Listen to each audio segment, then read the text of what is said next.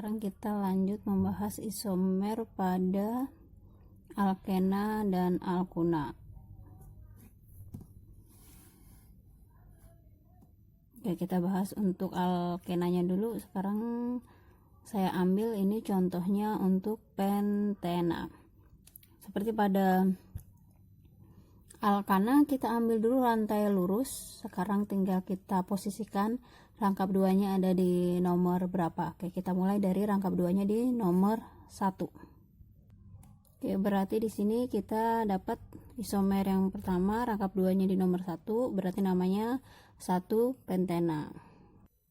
Kalau kita pindahin posisi rangkapnya, kita geser ke sampingnya di sini, berarti kita dapat isomer yang kedua, yaitu 2 pentena. Nih, kita dapat 2 pentena. Kalau kita pindah ke sini, ini sama 2 pentena. Kita ngitungnya dari sebelah kanan pindah ke sini berarti sama, dia 1 pentena. Nah, ingat di sini dia punya cistran.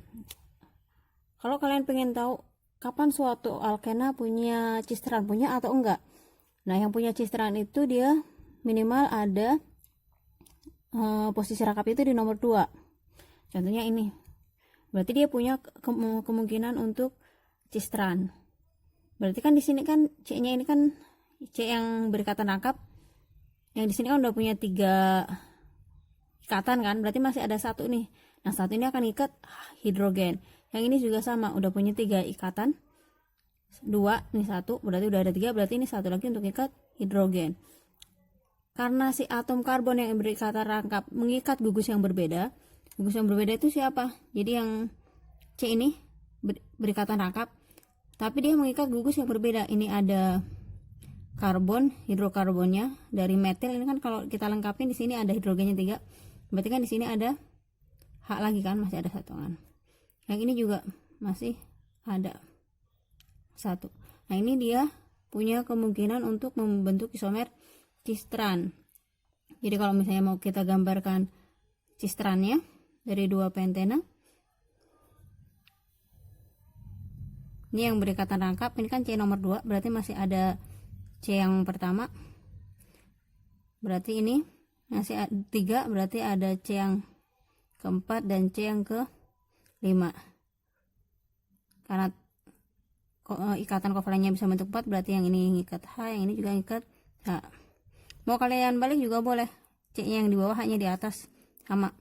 Ini berarti karena dia satu sisi satu bidang, si hidrogennya dan alkilnya juga satu bidang, sama-sama di atas, maka ini yang namanya cis 2 pentena. Kalau mau transnya ya udah tinggal ditukar aja ini salah satunya. Jadi kita gambar. Nanti kita taruh hidrogennya di atas, mau kita tukar, tapi satu sisi aja yang ditukar. Ini karbon. Oke. Maka yang ini adalah trans 2 pentena. Nah, sekarang kenapa 1 pentena nggak punya isomer cistran? Karena kalau misalnya 1 pentena kan dia seperti ini kan, C yang pertama. 1 pentena berarti ini C yang pertama, C yang kedua. Ingat tangannya 4. Berarti kan di sini udah nggak ada C lagi, yang ada adalah hidrogen dan hidrogen. Berarti yang ini C kedua, ketiga, keempat, kelima. Berarti yang ini hidrogen. Karena si atom karbon ini mengikat gugus yang sama, sama-sama hidrogen, maka dia nggak punya cistran. Syarat suatu cistran adalah kalau si atom C yang berikatan rangkap ini mengikat gugus yang berbeda. Di sini ada alkil, di sini ada hidrogen. Ini juga alkil, ini hidrogen. Jadi gugusnya beda. Bisa juga misalnya yang ini hidrogen, ini klorin. Itu juga bisa. Jadi enggak, misalnya untuk haloalkana. Jadi itu syarat suatu senyawa alkena bisa membentuk cistran, yaitu atom-atom yang berikatan rangkap mengikat gugus yang berbeda. Kalau ini kan di sini ada alkil, di sini ada hidrogen. Dia mungkin bisa, tapi ternyata C yang satunya sama-sama hidrogen, makanya dia tidak bisa membentuk cistran untuk satu pentena. Seperti itu. Oke, berarti sekarang kita udah punya 3 isomer nih. Isomernya yaitu yang pertama satu pentena, kemudian ini yang kedua. Jadi pentena ini kita bagi 2. Ini yang kedua, kemudian ini yang ketiganya. Udah ada 3. Nah, sekarang yang keempat kita ambil satu sebagai cabang. Oke, sekarang rantai utamanya ada 4, berarti satu kita gunakan cabang. Ini cabangnya 1, berarti bisa di C nomor 2.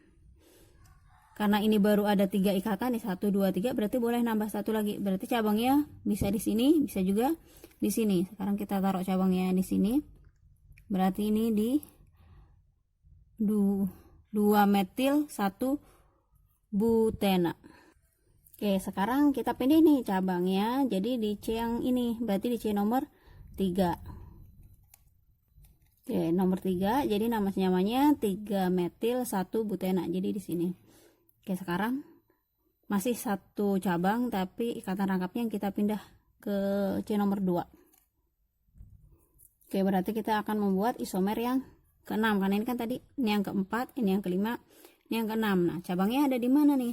Berarti cabang kan kemungkinan di sini dan di sini, tapi ternyata sama aja, mau dia di sini dan di sini, sama-sama nomor 2. Dari kiri nomor 2, kalau dari sini berarti kita hitung dari kanan nomor 2. Oke, berarti kita dapat isomer yang ke-6, 2 metil 2 butena. Ini ada cistrannya enggak? Oke, kita lihat lagi aturan cistran. Dia benar rangkapnya di nomor 2, jadi minimal nomor 2. Di nomor 3 juga bisa nanti membentuk cistran, tapi ini ada di nomor 2, berarti mungkin membentuk cistran. Tapi ternyata C yang berikatan rangkap ini sama-sama mengikat satu atom karbon, sama-sama metil, berarti gagal menurut syarat yang kedua. Karena dia harus mengikat gugus yang berbeda, karena ini sama-sama metil, di sini sama-sama satu karbon, berarti tidak bisa membentuk isomer cistran. Bisa lagi enggak nih? Kalau misalnya kita ambil lagi satu sebagai cabang, berarti rantai utamanya tinggal 3. Sekarang aja kalau misalnya ini yang 4, rantai utama 4, kita naruh cabangnya aja cuma punya kesempatan di sini kan. Kalau misalnya kita ambil 3, berarti kan cabangnya ada 2. Kan kemungkinan si cabang itu kan di C nomor 2 kan, karena ini udah 4 nih. Kalau kita taruh misalnya yang ini kita ambil, jadi mulai ini misalnya di C1 1 2, tapi kan yang ini udah 4 tangannya, 1 2 3 4, berarti nggak mungkin bercabang lagi, ya udah mentok. Cuman ada 6 isomer dari pentenanya. Oke, sekarang kita lanjut ke alkuna. Jadi kalau alkuna hampir sama dengan alkenanya, cuman sekarang lebih gampang karena kita nggak usah mikirin dia ada cistransnya gitu kan. Cuman di atom C yang berikatan rangkap itu nggak mungkin diselipin cabang, karena kalau C berikatan rangkap berarti kan di situ udah punya 4 ikatan, si C yang berikatan rangkap 3-nya itu. Jadi nggak mungkin di situ ada cabang. Oke, kita cobain. Kita pilih misalnya nih, kita pakai contoh C6H10 heksuna. Berarti kita bikin rantai lurusnya, nanti tinggal posisi rangkap 3-nya kita pindah-pindahin, kita lihat kemungkinannya ada berapa. Oke, untuk dia rangkap di nomor 1 berarti kita punya 1 heksuna. Kalau kita pindah di sini, kita punya 2 heksuna, pindah ke sini. Kalau pindah ke sini berarti kita punya 3 heksuna. Kalau misalnya ini deh kita dapat 3 heksuna. Kalau kita pindah ke sini ya berarti dia 2 heksuna, karena kita ngitungnya dari kanan. Pindah ke sini berarti 1 heksuna. Berarti kita udah punya 3 dari rantai lurusnya. Sekarang kita ambil 1 sebagai cabang, berarti rantai utamanya ada 5. Seperti yang saya udah bilang sebelumnya, bahwa C yang berikatan rangkap itu kan sebenarnya tangannya udah 4, jadi nggak mungkin kita taruh cabang di sini. Kalau di ujung emang nggak mungkin kan, karena di sini emang ada 1 hidrogen. Nanti malah jadi rantai utama kalau kita taruh di ujung, karena bukan cabang. Di sini nggak mungkin karena ini udah 4 nih, 3 tambah 1 C yang ini udah 4 ikatannya, berarti kemungkinan di sini dan di sini tuh si cabangnya, berarti ada 2. Kalau di sini berarti dia namanya 3 metil 1 pentuna, rantai utamanya C-nya 5. Kita pindah di sini berarti jadi 4 metil 1 pentuna. Oke, sekarang kalau misalnya ikatan rangkapnya yang kita geser, tadinya di C nomor 1 sekarang di nomor 2, berarti 2 pentuna. Bisa nggak nih cabangnya taruh di mana nih? Kita cobain dulu. Kalau ikatan rangkapnya di C nomor 2, kan ini nggak mungkin bercabang nih, C yang ini karena udah 4 tangannya, termasuk yang ini juga nggak mungkin bercabang karena dia ikatannya juga udah 4. Berarti yang mungkin cabang hanya yang ini. Berarti kalau kita taruh di sini, ini cuma satu-satunya kemungkinan. Namanya adalah 4 metil 2 pentuna. Oke, berarti sekarang kita punya 3 lagi nih. Ini 3, yang ini juga 3. Berarti udah ada 6. Nah, sekarang ini kan rantai utamanya ada 5 atom karbon. Sekarang kita buat 4. Mungkin nggak ya? Coba kita ya. Oke, kemungkinan cabang yang terbentuk kan dimetil atau etil. Nah, sekarang kalau untuk dimetil kita bisa taruh cuman ini nih satu kemungkinannya. Di sini atas bawah. Berarti dia 3,3 dimetil. Kalau misalnya kita bikin etil 1 2 3, nah, tapi dari sini dia cuman nomor 2. Berarti kita nggak bisa bikin cabang etil karena etil itu minimal dia di nomor 3. Oke, dari sebelah kiri nomor 3, tapi karena kalau kita lihat dari sisi kanannya dia nomor 2, berarti nanti malah dia justru jadi rantai utama, jadi belok ke bawah rantai utamanya, jadi justru ini sebagai cabang. Nanti malah akhirnya jadi senyawanya 3 metil 1 pentuna lagi, balik lagi. Berarti cuman kemungkinan 1 senyawa ketika di sini. C. Jadi namanya 3,3 dimetil 1 butuna. Udah nggak ada kemungkinan yang lain, berarti isomernya adalah ada 7, 1 heksuna, 2 heksuna, 3 heksuna nih, 3.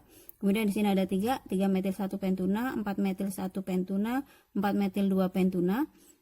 Ini yang ke-7, 3,3 dimetil 1 butuna. Berarti isomer dari heksuna ada 7. Oke, sekian, semoga bisa kalian pahami. Wassalamualaikum warahmatullahi wabarakatuh.